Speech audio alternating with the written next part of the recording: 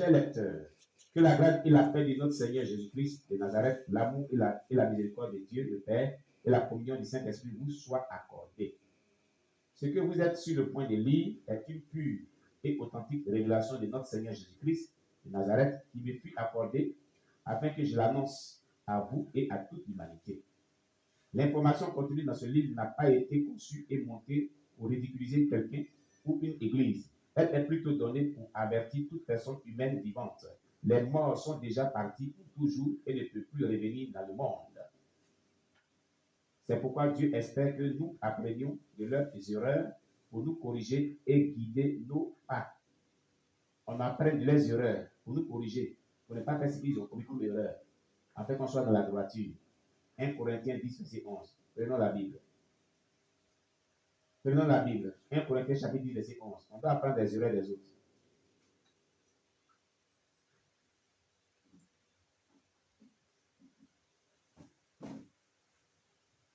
1 Corinthiens 10, verset 11.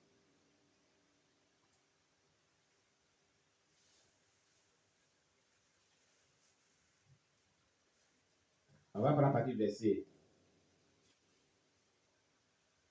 5. Non, verset 4. Donc, si on veut, nous prenons verset 1. Amen. Jusqu'au verset 11. Je dirais même le verset 12. Amen. 1 Corinthiens 10, verset 1 à 12. C'est mieux. Pour mieux comprendre.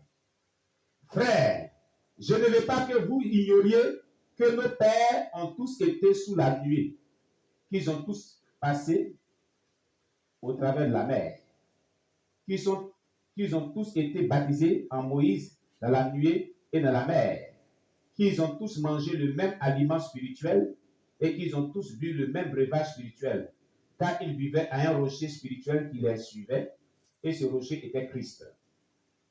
Mais la plupart d'entre eux ne furent point agréables à Dieu, puisqu'ils périrent dans le désert.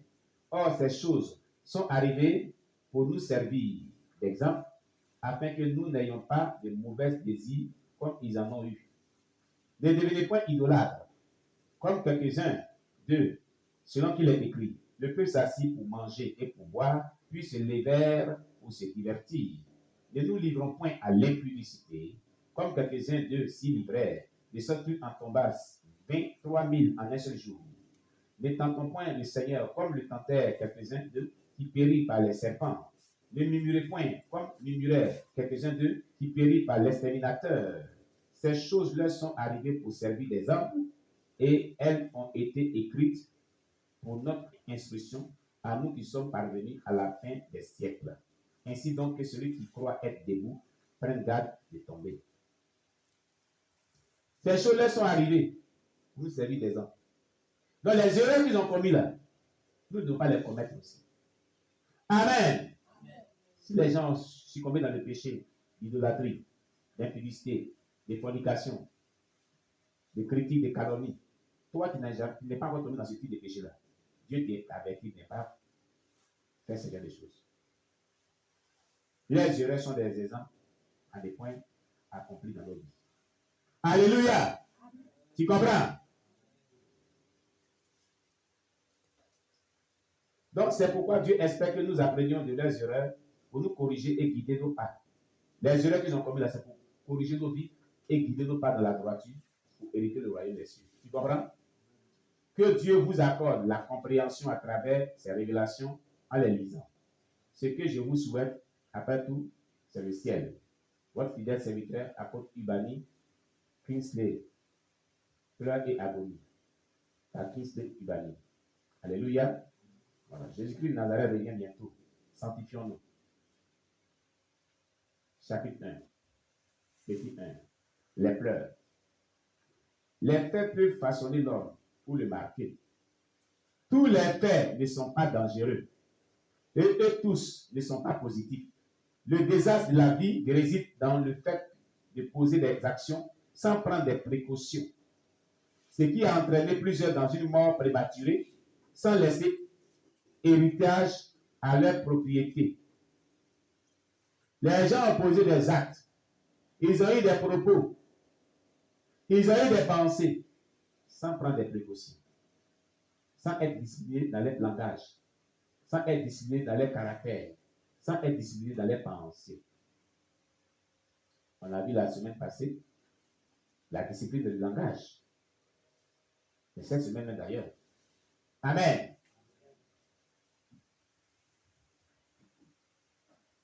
Des actes posés dans la direction du Saint-Esprit peuvent conduire après tout à un regret final. Lorsqu'on méprise les avertissements et qu'on pose des actions négatives, le désastre devient inévitable. Écoute, si on t'avertit, tu négliges cela, tu négliges cela. Tu négliges cela, tu négliges cela. Tu négliges ça, la suite sera désastreuse. Ah oui, sera désastreux. C'est pourquoi toute personne qui écoute les avertissements doit prendre à elle, doit prendre garde à elle, et selon ces avertissements, examiner sa vie. Si cela s'y trouve dedans, se détourner de cela. Amen. Amen. Et vivre convenablement selon la parole de Dieu pour être sauvé. Que le nom du Seigneur soit béni. Lorsqu'on méprise les avertissements et qu'on pose des actions négatives, le désastre devient inévitable. Dieu n'a jamais cessé d'avertir ses enfants par rapport aux exigences de son jugement. Mais ces avertissements sont négligés et abandonnés par les membres de l'Église. Tous ceux qui ont négligé les avertissements et les instructions de Dieu sont en train de le regretter aujourd'hui en enfer. Ils sont en train de le regretter maintenant avec des pleurs et abolis dans les flammes de l'enfer. Écoute-moi très bien. Ce n'est pas trop tard pour toi, ni pour moi. Pour le péché mignon qui est dans ta vie, que tu ne vas pas laisser là. Ce n'est pas encore trop tard. Pendant que tu es en vie sur la terre, ce n'est pas encore trop tard. Tu peux te ressaisir. Une réputation peut commencer mauvaise, mais elle peut être corrigée et être bonne. On peut l'améliorer quand on n'a pas envie. Mais si on est mort, comment on va l'améliorer? Hein? Tu es en vie, non? Rien n'est encore tard. Répands-toi, change, c'est tout. Prends conscience et abandonne ce que tu fais qui n'est pas bon. Alléluia! Parmi eux se trouvent ceux qui avaient décidé d'aller eux-mêmes en enfer avant de croire de sa réalité. On a évangélisé certaines personnes qui ont dit, ah si, pour moi-même, c'est que moi-même j'allais en enfer. Hein. Je refuse de faire ça. Je refuse d'abandonner les bijoux. Je refuse d'abandonner les publicités.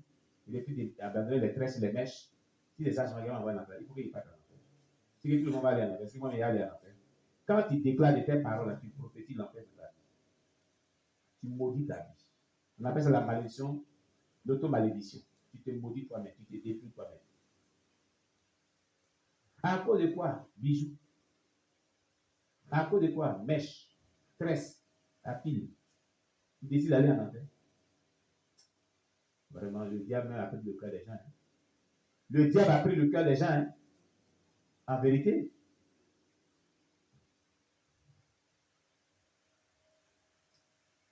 Heureux ceux qui n'ont pas vu, mais qui croient.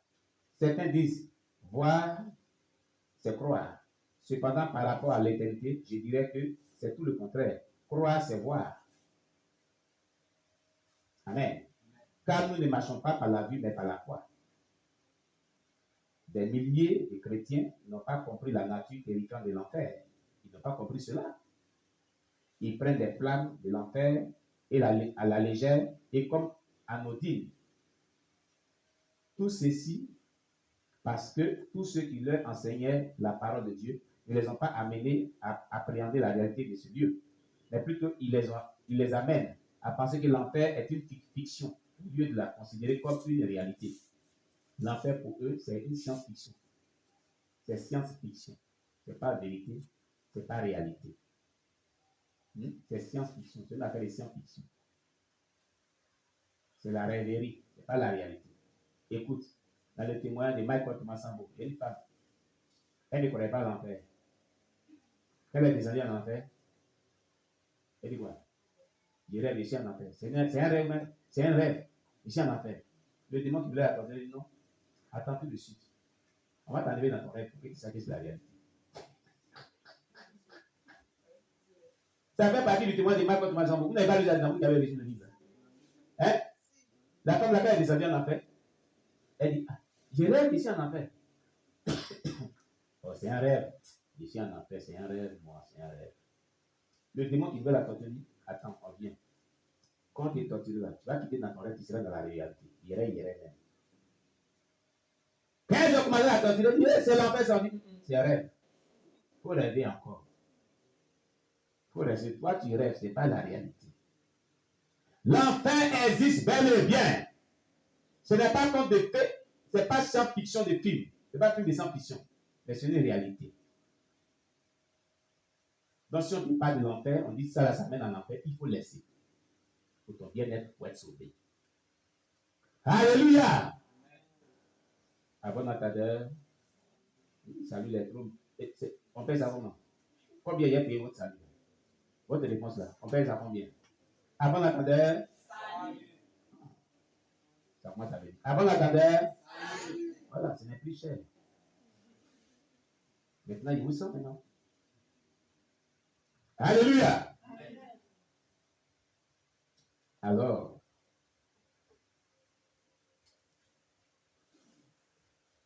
mais plutôt, il les amène à penser que l'enfer est une fiction au lieu de la considérer comme une réalité. Il les pousse à voir Dieu comme un Père généreux, au cœur gentil, plein d'amour et miséricordieux, et pas aussi comme un feu dévorant. Dieu est généreux, miséricordieux. Sa bonté ne finit pas, mais il est un feu dévorant. Il est un feu dévorant. Il a créé l'enfer, pas pour combattre en enfer, dès les premiers instants.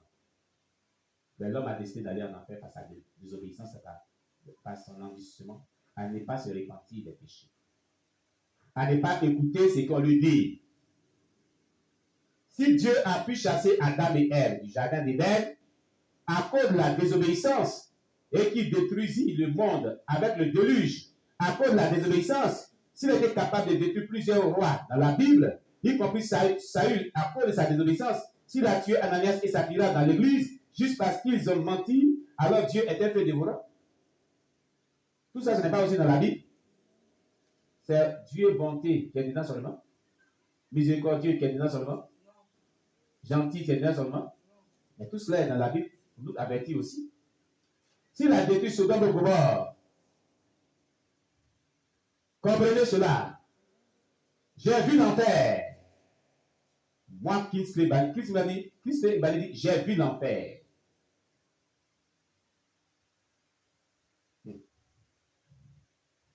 Ne le tentez pas. J'ai vu l'enfer. J'ai été près de ces flammes. J'ai expérimenté sa chaleur. J'ai vu des millions de personnes en tourment dans le feu de l'enfer. Je peux donc te dire avec conviction que l'enfer existe réellement et qu'il dépasse ce que nous imaginons. Déclare Kingsley Bani. Tu comprends? Permettez-moi de vous raconter tout juste un peu de ce qu'est l'enfer. Ce qu'est l'enfer, selon la grâce que Dieu m'a accordée d'en parler. Mais avant de commencer à parler, je voudrais vous supplier pour vous faire comprendre que je ne suis pas en train d'essayer de s'aimer la peur en vous, ou de vous faire croire que Dieu est méchant, ou de susciter en vous un sentiment de désespoir total nullement. Tout ce que je suis en train de faire comprendre est que la meilleure des choses que vous puissiez faire en tant qu'enfant de Dieu est de retourner à la Bible et l'étudier mot à mot et servir Dieu même jusqu'à la dernière goutte de votre sang. Il est grand temps de cesser de dépendre uniquement des enseignements de vos prédicateurs, mais de dépendre des enseignements du Saint-Esprit que vous avez à recevoir dans vos dévotions privées. Lorsque ces prédicateurs vous enseignent la fausse doctrine, ne dépendez pas de leur prédication. Amen. Amen. Mais si un prédicateur enseigne la bonne doctrine, vous pouvez vraiment dépendre de sa prédication. Alléluia. Lorsque la parole de Dieu est enseignée par le Saint-Esprit, elle ne peut pas être diluée, mal interprétée et mal présentée. Mais certains prédicateurs enseignent pour leur propre profit. Ils enseignent pour leur propre profit. À présent, permettez-moi que nous parlions de l'enfer. L'enfer est l'abîme spacieux dans lequel les morts qui ont désobéi à Dieu sont punis sans miséricorde et éternellement avec du feu. Ces flammes s'élèvent à une hauteur très élevée et sa chaleur est incomparable même avec celle d'une fournaise. Cependant, ce qui génère ce feu comme le carburant génère du feu, reste un mystère. L'enfer est si chaud que même vous, en tant que personne ordinaire, ne pouvez pas y résister. Vous vous y effondrez.